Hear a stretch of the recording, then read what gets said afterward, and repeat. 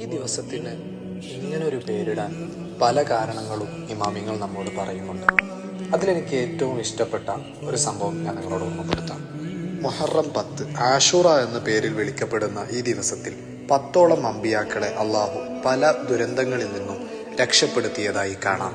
ആദം നബി അലൈഹി സ്വലാത്തു വസ്സലാമിന് അള്ളാഹു തൗബ സ്വീകരിച്ചു എന്നുള്ളതും, നൂഹ് നബി അലൈഹി സ്വലാത്തു വസ്സലാമിന്റെ കപ്പൽ ജൂദ് പർവ്വതത്തിലേക്ക് എത്തിച്ചേരുന്നതും അഥവാ ആ രക്ഷപ്പെടുന്ന ഒരു സാഹചര്യം മുഹറം 10 എന്ന് ബഹുമാനപ്പെട്ട ഇദ്രീസ് നബി അലൈഹി സ്വലാത്തു വസ്സലാമിനെ ആകാശത്തിലേക്ക് ഉയർത്തിയതും, ബഹുമാനപ്പെട്ട യൂനുസ് നബി അലൈഹി സ്വലാത്തു വസ്സലാം മീനിന്റെ പള്ളയിൽ നിന്ന് പുറത്തു വന്നതും, ഇങ്ങനെ തുടങ്ങിയ പല സംഭവങ്ങൾ നമുക്ക് കാണാം. പല പ്രശ്നങ്ങളിലുള്ള നമുക്ക് പ്രാർത്ഥിക്കാൻ ലഭിച്ച ഏറ്റവും നല്ലൊരവസരമാണ്. എന്നെയും നിങ്ങളുടെ പ്രാർത്ഥനകളിൽ ഉൾപ്പെടുത്തുക.